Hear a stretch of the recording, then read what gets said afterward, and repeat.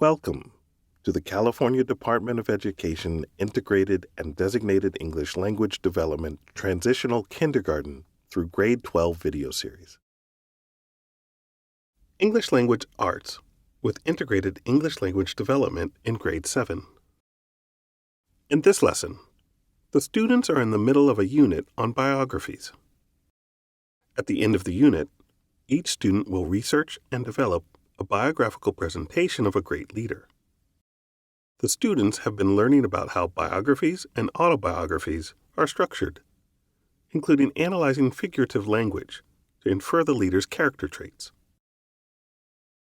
The California Common Core State Standards for English Language Arts driving the lesson. The English Language Arts standards are Grade 7 Reading Standards for Informational Text, Standard 4 Craft and Structure, where students determine the meaning of words and phrases as they are used in a text, including figurative, connotative, and technical meanings. Analyze the impact of a specific word choice on meaning and tone. Grade 7, Speaking and Listening. Standard 1, where students engage effectively in a range of collaborative discussions with diverse partners on Grade 7 topics, texts, and issues, building on others' ideas and expressing their own clearly. And Grade 7, Language Standard 5, Vocabulary Acquisition and Use, where students demonstrate understanding of figurative language, word relationships, and nuances in word meanings. Watch for how these California English Language Arts standards are addressed throughout the lesson. The supporting California English Language Development Standards used in tandem with the English Language Arts Standards. The English Language Development Standards at the bridging level are Grade 7, Part 1, Standard 1, Exchanging Information and Ideas, where students contribute to class, group, and partner discussions by listening attentively, following turn-taking rules, and asking and answering questions. Grade 7, Part 1, Standard 8, Analyzing Language Choices, where students explain how phrasing, different words with similar meaning, or figurative language produce shades of meaning, nuances, and different effects on the audience. And Grade 7, Part 1, Standard 12A, Selecting Language Resources, where students use an expanded set of general academic words, domain-specific words, synonyms, antonyms, and figurative language to create precision and shades of meaning while speaking and writing. Watch how students move from early levels of proficiency toward the bridging levels of these English language development standards throughout the lesson. Watch how the teacher leads the students toward a deeper understanding of a grade-level autobiographical text by providing opportunities for them to listen to and discuss the meaning and language in the text. The students first listen to the text read aloud. Then, they take notes on, discuss, and reconstruct in writing what they heard. After this, they analyze the use of figurative language in the text to infer the leader's character traits, and then apply that analytic activity to making an inference in a new text the teacher provides. All right, boys and girls, this week we have been learning about who's the person? Nelson Mandela. Today we're going to continue with learning about Nelson Mandela, and we're going to learn about Nelson Mandela because in a few weeks you will be creating your biographical presentation about a great leader like Nelson Mandela. Today our focus though is going to be on character traits of a good leader. So remember, a trait is what a person is like on the inside, not what they look like. So you are going to have 2 minutes to talk to the person next to you and ask them, what is a good leader? What would a good leader be like? And then you and your partner have to come up with one word. Show me with your fingers. How many words? One word. One word, thank you, with your fingers. One word of a trait of a good leader. So I'm going to time you. You're going to have 2 minutes to discuss with your partner, what are the traits of a good leader? What is a good leader like? And good leaders aren't always famous. Maybe you had a great teacher that was a good leader, a good principal. So you're going to have a discussion with your partner for 2 minutes. And I'm going to lift this so you can see our discussion norms. So if they say something and you agree, you would say something like, I agree. I would like to add that. If they say something and you're like, how is that a good leader? I would want you to say something like, can you explain? How did you figure that out? And if you're completely like confused, you can say, well, I disagree with you because, and say, I think a leader is somebody that does something like this. So you're going to have a 2-minute discussion about what makes a good leader. Show me a thumbs up if you know what you're doing and what you're discussing. All right, I'm going to set my timer. Ready, set, and go.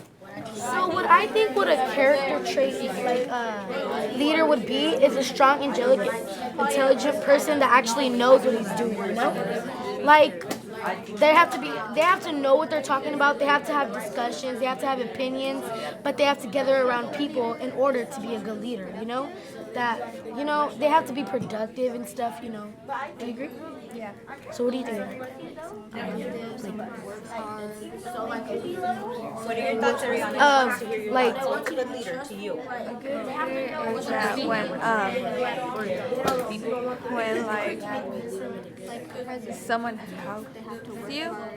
We're going to regroup as a class now and we're going to generate our list. I'm not going to have enough room up here to call every single group, so I'm going to call specific groups and you're going to share your word. And we're going to come up with at least 5 or 6 and we're going to refer back to this at the end of today. So I'm going to talk about it and then I'm going to go away, we're going to learn something else and then we're going to come back. All right, I'm going to go with Shaima. What did you guys come up with? Responsible. They are responsible. Good word. Next, I'm going to go with Aiden. 24. Loyal. They are loyal. Felipe? Intelligent. They are intelligent.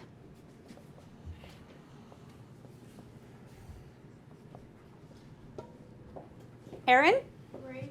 They are brave.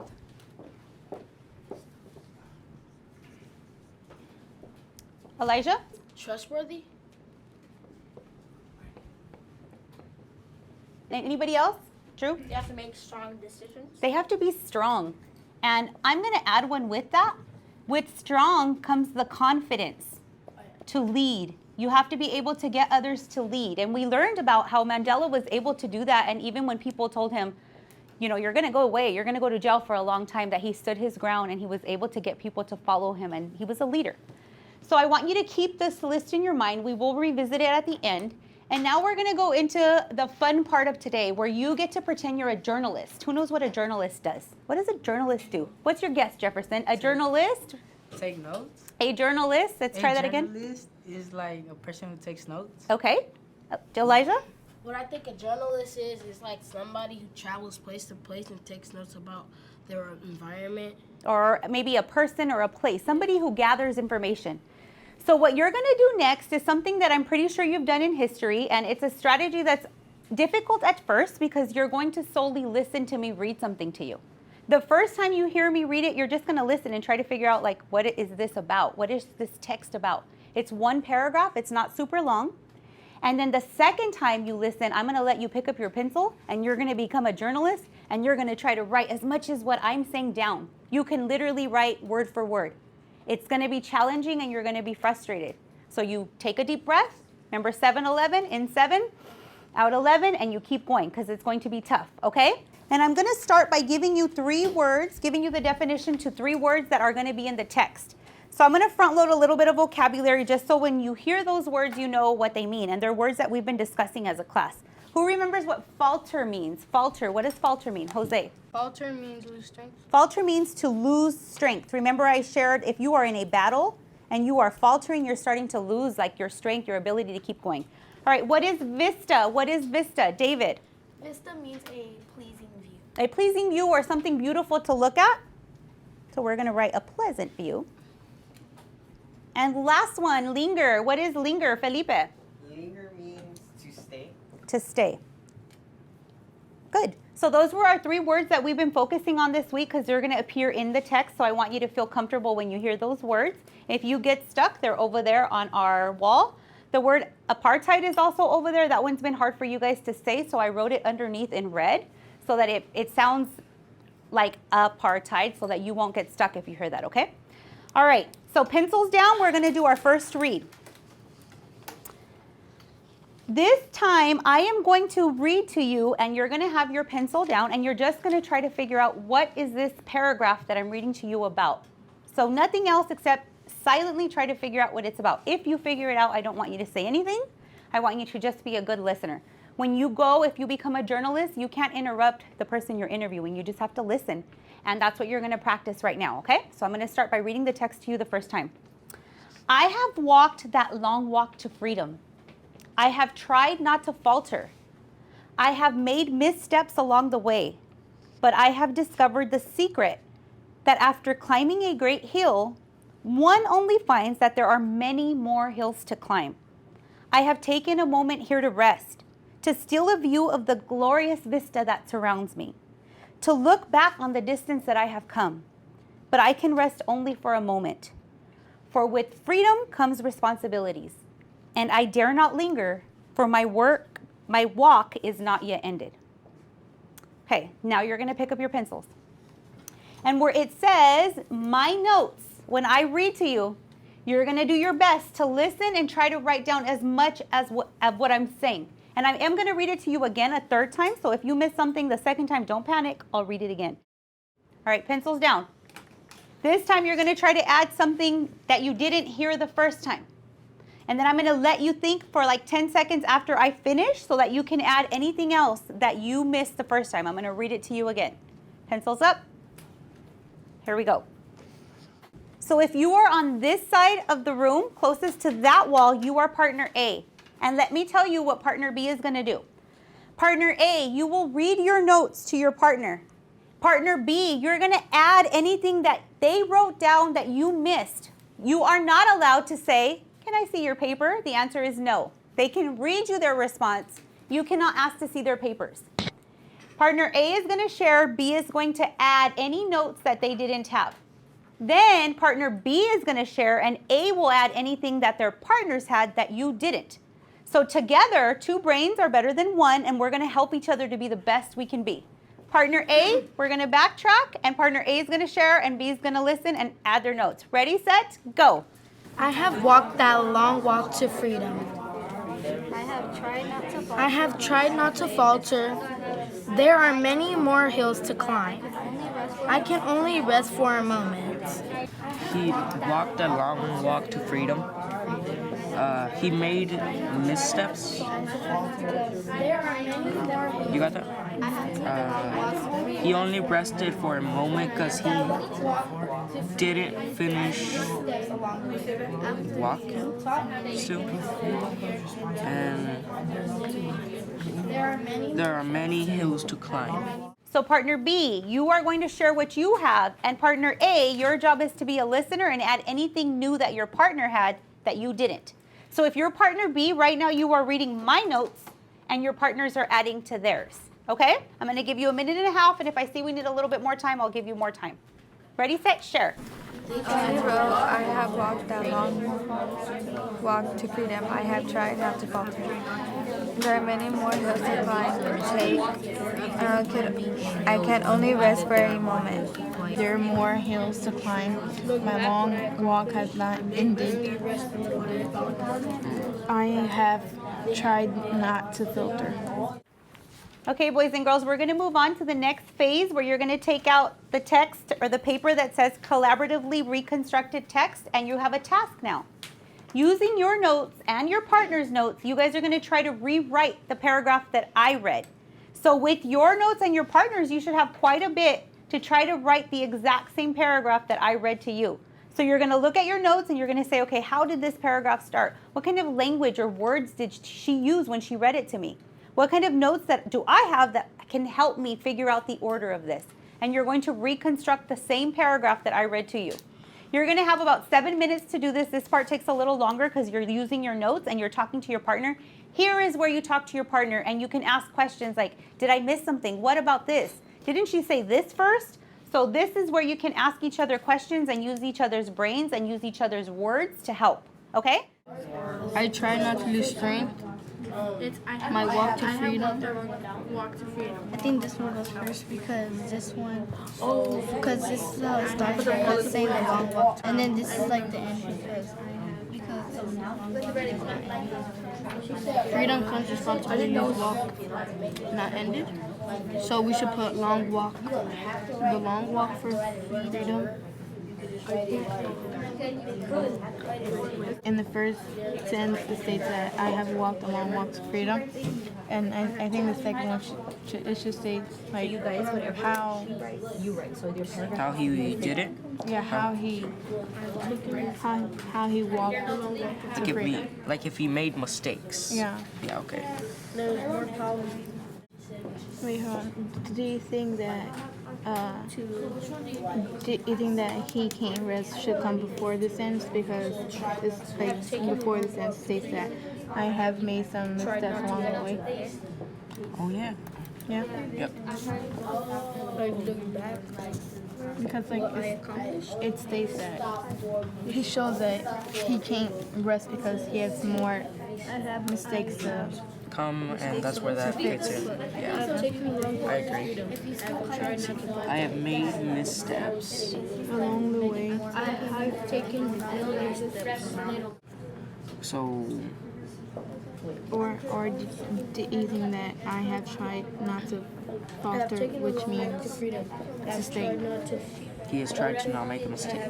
Do you think that this end should come before this one? Yeah, because right here it's saying he's made mistakes, but he's tried not to make some. Next, I'm going to come around and I'm going to drop the actual text on your desk. I'm going to ask you to keep it face down until I say flip it. Then you and your partner will flip it and you'll get to see how close you were to reconstructing the paragraph that I read to you. It's okay if you miss something. This is a listening skill and you talked a lot to your partners and I'm happy with the conversations that I heard. That matters. So what I want you to do next when I say go is flip it and see how close you guys got. And look at the language. How close were you with the language? Ready? Set, flip. Okay. So I have walked that long walk to freedom. We got that one right. I have tried not to falter. We got most of it right, but we just misplaced them. We either misplaced them or we didn't actually get really down. So we were supposed to switch these two because this one had came first, and then this one had came second. Because it would make sense. Yeah. I have walked a long walk to freedom. I have tried not to falter. I have made missteps along the way. We got some of that.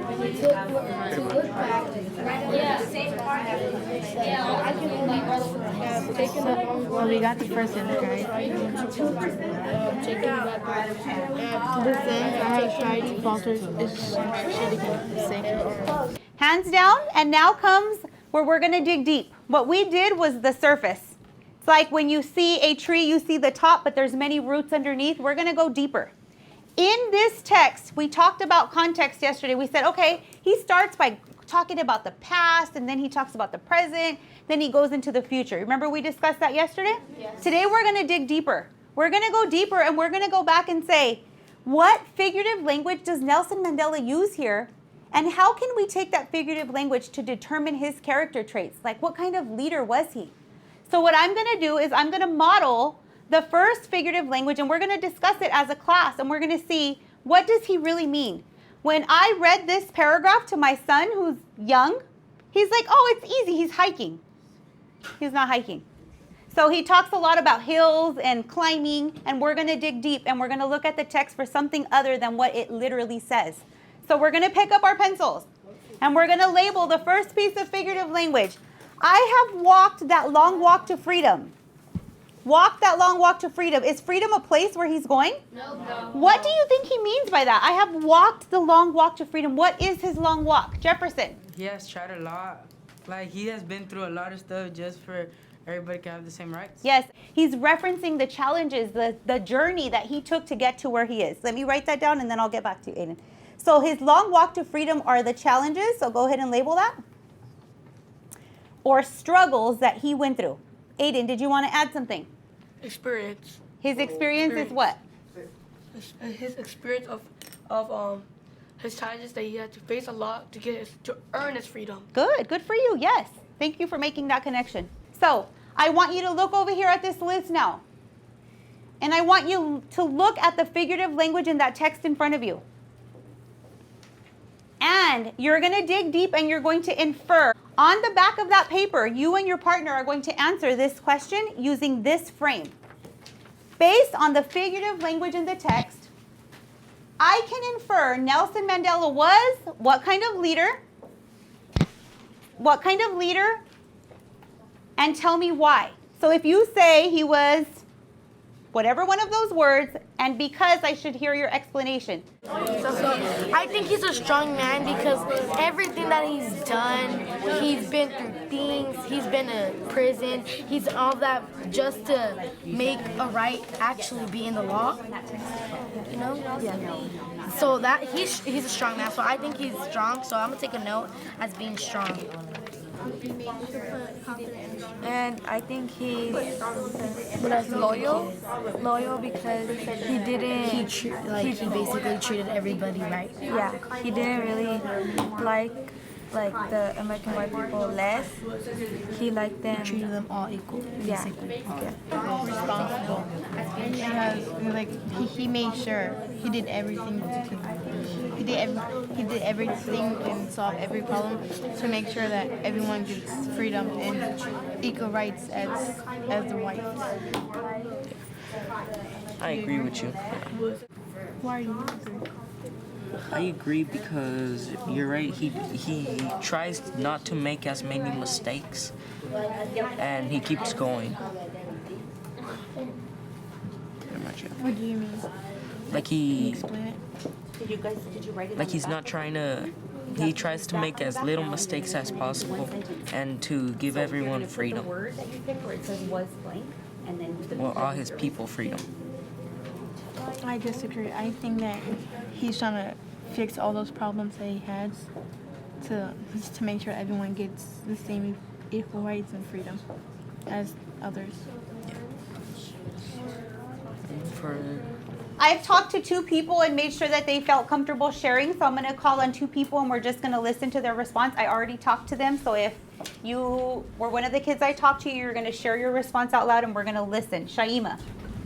I can infer that Nelson Mandela was responsible because he tries to fix the problems that they had faced so that everyone could have equal rights and freedom as others. Perfect, good. Who else? Who else did I speak to? I think it was Howie. Howie, please share. Based on the figurative language in the text, I can infer Nelson Mandela was trustworthiness because he faced the challenges and didn't give up because he stuck to his people so they can be equal to race of color, every race of color. So this is your frame for your next exit ticket. So this is what I'm collecting. It says, based on the figurative language in the text, I can infer that this leader was blank because blank. So this is a whole different text. You're doing this on your own. You're reading through it and you're going to say, okay, I'm reading this.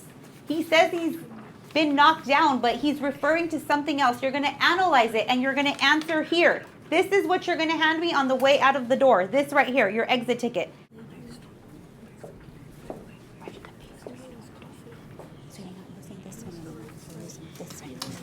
So based on this only, what kind of traits would you say this leader is and why? So you have to use that up there. You have to answer using that sentence frame.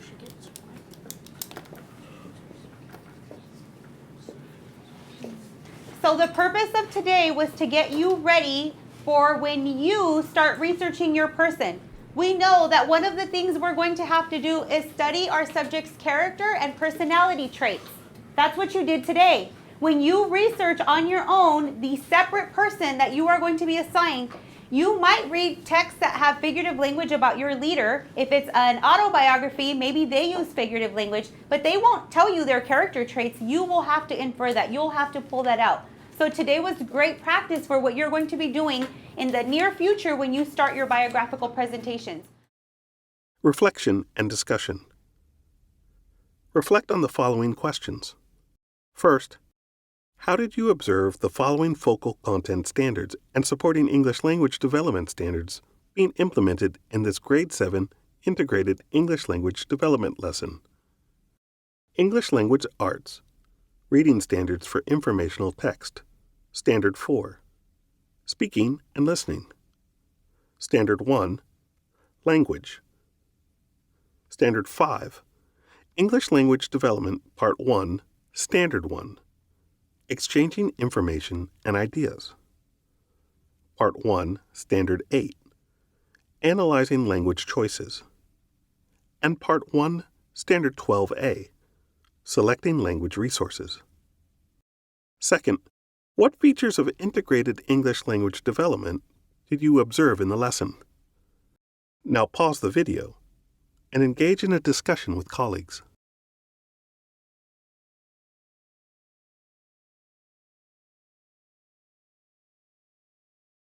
The California Department of Education would like to thank the administrators, teachers, and students who participated in the making of this video. This video was made possible by the California Department of Education in collaboration with WestEd and Timbre Films.